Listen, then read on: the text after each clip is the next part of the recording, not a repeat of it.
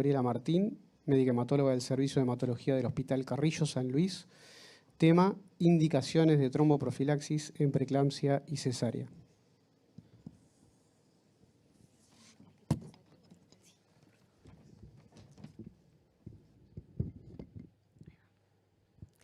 Hola, buenas tardes. Bueno, muchas gracias por la presentación. Bueno, como decía Pablo, vamos a hablar de tromboprofilaxis, lo cual consideramos que es un tema muy importante debido a que el tromboembolismo venoso está asociado con un aumento de la tasa de mortalidad, hasta un 15% de la mortalidad en el periodo en el posparto, aumentando el riesgo así en la cesárea.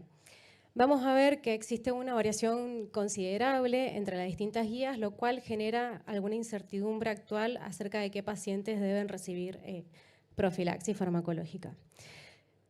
Sabemos que el embarazo es un estado protrombótico, fisiológico, en el cual hay un aumento de los factores que están asociados a la triada de Virchow. Entre ellos, el aumento de los factores de la coagulación, del fibrinógeno, como así también disminución de los inhibidores naturales. Hay aumento de la estasis venosa, también esto está dado por la compresión del útero grávido sobre la vena cava, y la lesión vascular, el trauma que se genera durante la cesárea, generando la liberación de factor tisular y activación de la cascada de coagulación. Para hacer una correcta estratificación del riesgo debemos conocer algunos factores de riesgos, entre ellos preexistentes, como son los antecedentes de tromboembolismo venoso, algunas trombofilias, comorbilidades propias de la paciente, la edad, el índice de masa corporal, la multiparidad, el tabaquismo e inclusive las varices. A su vez tenemos otros factores como son obstétricos o transitorios, como el embarazo múltiple, la preeclampsia, la cesárea, los partos prolongados más allá de 24 horas, la hospitalización de más de 3 días y el síndrome de hiperestimulación ovárica. A su vez tenemos otros factores de riesgo que se clasifican como de alto impacto, que es la combinación de obesidad con inmovilización, algunas trombofilias, como las trombofilias, factor 5 de Gleiden o protrombina 2210 en su estado homocigoto, el síndrome antifosfolipídico, las infecciones sistémicas y una pérdida sanguínea en el posparto mayor a 1000 mililitros. Bien, entonces, para hacer una correcta estratificación del riesgo, debemos saber también que no todos los factores de riesgo tienen el mismo peso. Entonces, en este mapa de multiplicadores de riesgo podemos ver que el mayor riesgo de trombosis está dado por la combinación de obesidad con inmovilización. Le siguen también algunas trombofilias, como decíamos recién, el síndrome antifosfolipídico,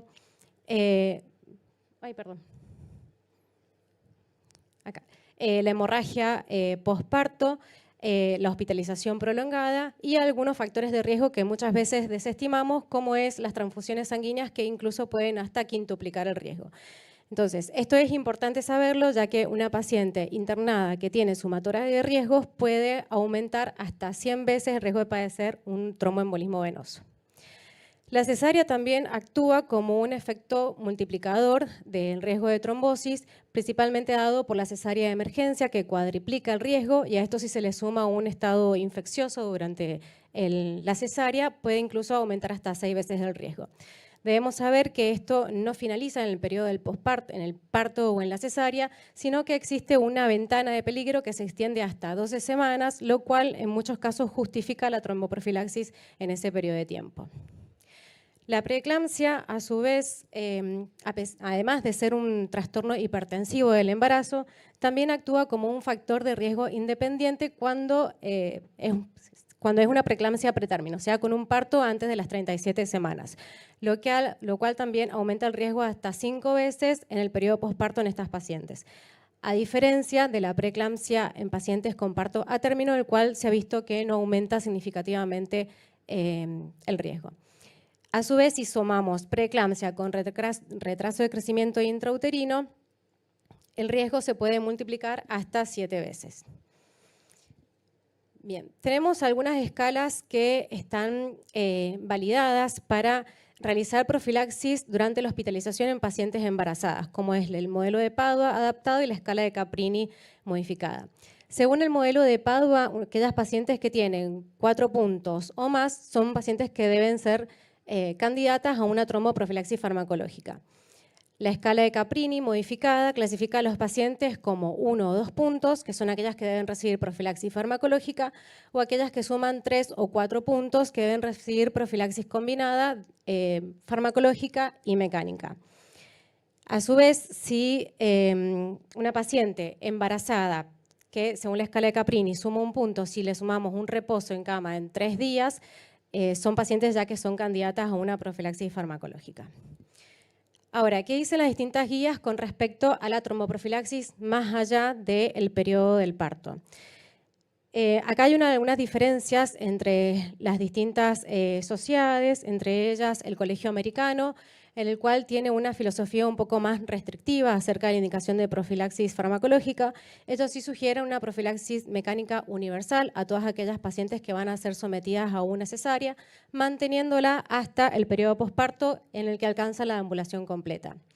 En cuanto a la profilaxis farmacológica, ellos lo indican en pacientes con alto riesgo, que serían aquellas pacientes con trombosis antecedentes de tromboembolismo venoso, trombofilia de alto riesgo o una trombofilia de bajo riesgo con un familiar de primer grado con antecedentes trombóticos. La duración sugerida es de 6 semanas. Según las guías de la CHES, tiene una filosofía un poco más selectiva.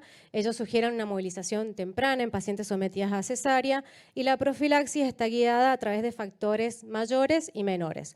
Aquellas pacientes que tienen un factor de riesgo mayor o 2 factores de riesgo menores deben recibir profilaxis durante el periodo de la internación.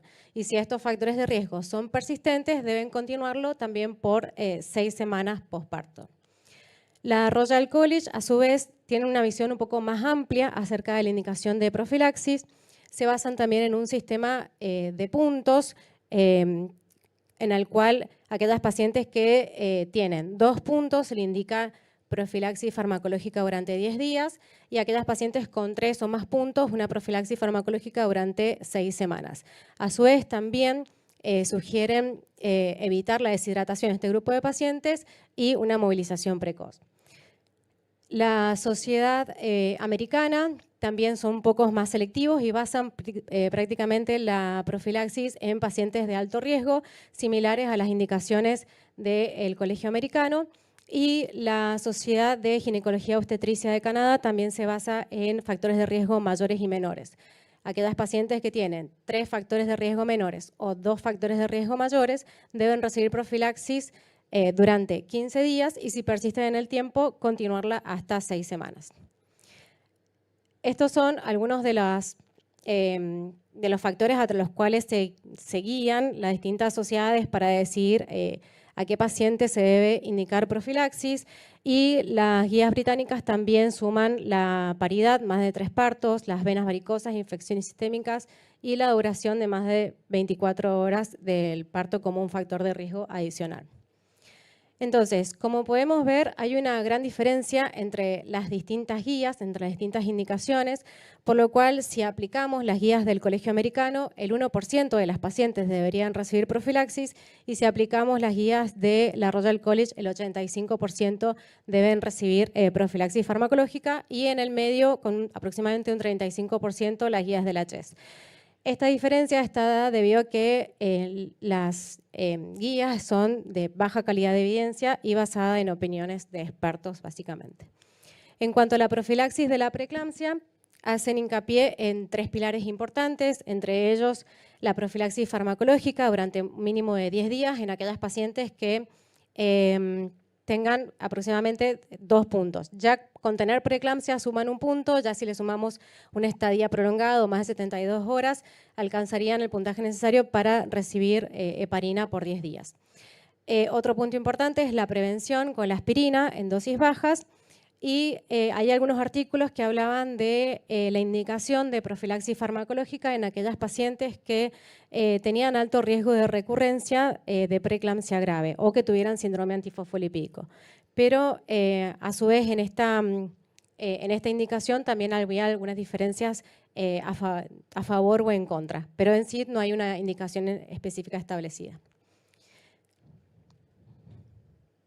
Bien, la heparina de bajo peso molecular sigue siendo el gol estándar como tratamiento, como profilaxis, debido a que tiene una farmacocinética predecible, es segura, no atraviesa la placenta, tiene menor incidencia de trombocitopenia inducida por heparina y también menos riesgo de osteoporosis. La dosis estándar es de 40 miligramos día y el Colegio Americano sugiere que en pacientes con más de 100 kilos sea de 40 miligramos cada 12. A su vez, la Royal College también tiene su propia tabla ajustada al peso, pero ellos también hacían hincapié de que esto estaba basado en opiniones de expertos.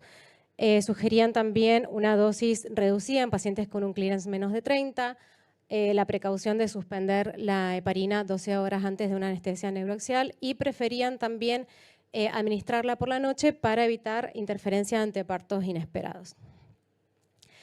Entonces, a pesar de las diferencias que hay entre las distintas guías, podemos decir que la profilaxis mecánica universal es una buena indicación a todas las pacientes que van a ser sometidas a una cesárea. Todas las guías concuerdan en el peso de los antecedentes de alto riesgo, como son el antecedente de tromboembolismo, las trombofilias, en los cuales todos concuerdan la profilaxis hasta 6 semanas. El agente de elección indiscutible sigue siendo la heparina de bajo peso molecular y debemos también estar alerta en las pacientes con riesgo de preeclampsia pretérmino para poder tomar las medidas adecuadas. Lo que no se recomienda es la profilaxis farmacológica en cesáreas electivas y principalmente si no se asocia a otros factores de riesgo. Tampoco remarcaban el no uso de anticoagulantes orales directos.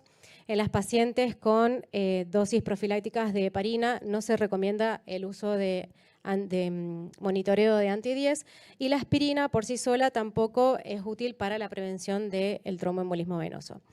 Algunas zonas grises o que todavía están en discusión es el umbral que utilizan las distintas guías para definir el riesgo en cuanto a quiénes se debe medicar. La heparina de bajo peso, en algunas guías la sugerían como de manera universal, lo cual no es lo correcto debido a que esto genera mayores costos e incluso también mayor riesgo de hematomas. Y en cuanto al dosaje de anti-10, preferirlo en pesos extremos, como así también en insuficiencia renal. Bien, entonces, como conclusión, podemos decir que en realidad no se puede recomendar una guía sobre otra debido a las diferencias entre ellas. Sí se recomienda individualizar cada paciente a la hora de elegir profilaxis y lo que sí concuerdan todos es que se debe hacer un protocolo de cada institución para guiar la profilaxis en este grupo de pacientes. Gracias.